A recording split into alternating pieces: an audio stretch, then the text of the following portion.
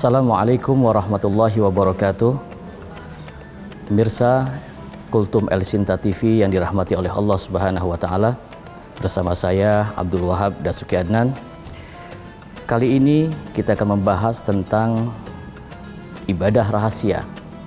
Ada banyak ibadah yang kita lakukan atas perintah Allah Subhanahu wa taala, tapi ada satu ibadah yang pahalanya itu langsung dibalas oleh Allah. Sebagaimana kata Nabi, as-saumu li wa ana ajzi bih.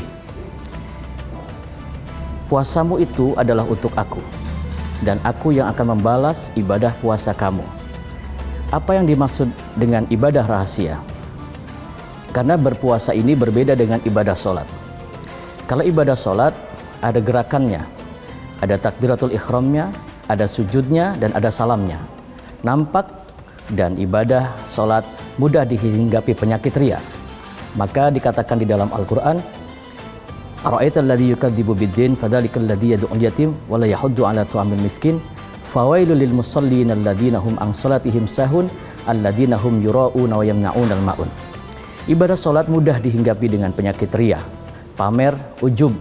Bahkan ada banyak orang yang sholat tapi dia intinya adalah sholatnya lalai karena dia juga pamer dan ingin dilihat oleh orang lain. Ibadah haji pun demikian, bahkan ibadah haji yang nganter bisa satu RT nganter semua.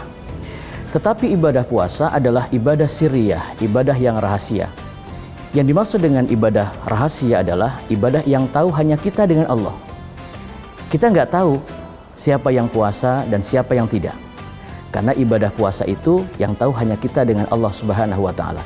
Maka ibadah puasa ini disebut ibadah yang rahasia. Tidak bisa pamer, tidak bisa kita menampakkan puasa kita kepada siapapun. Maka yang tahu kita berpuasa atau tidak hanyalah Allah Subhanahu wa taala. Pemirsa El Sinta TV yang dirahmati oleh Allah Subhanahu wa taala, ibadah puasa ini juga dilakukan oleh para nabi dan rasul yang lain.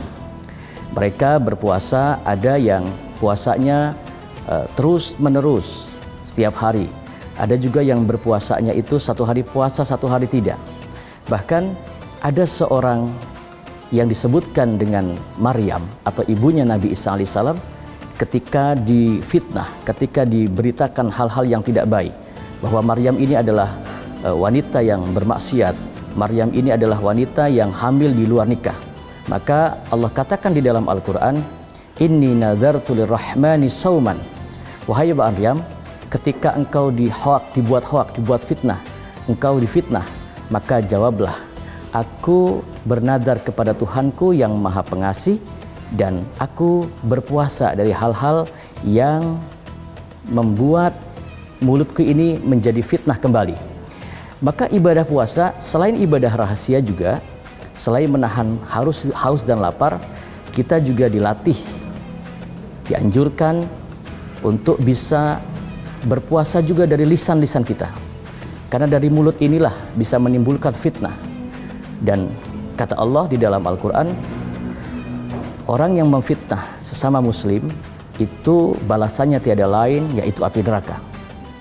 Innal ladzina fatanul mu'minina wal mu'minati tsumma lam yatubu falahum adzabu jahannam. Sesungguhnya orang-orang yang beriman yang memfitnah saudaranya, maka adabnya, balasannya adalah neraka jahanam. Pemirsa El Sinta TV yang dirahmati oleh Allah Subhanahu wa taala, maka kita jaga ibadah puasa Ramadan ini benar-benar sebagai ibadah yang rahasia, yang dimana di dalamnya ibadah puasa ini penuh makna dan hikmah, mampu membakar dosa-dosa yang pernah kita lakukan, mampu membakar kemaksiatan-kemaksiatan yang pernah kita lakukan. Karena kata Allah, puasamu itu untuk aku. Maka siapa orang yang sungguh-sungguh melakukan ibadah puasa dan merahasiakan puasanya itu, tidak pamer kepada orang lain, maka wa ana ajzi bih, aku yang akan membalas amal ibadah puasa kalian.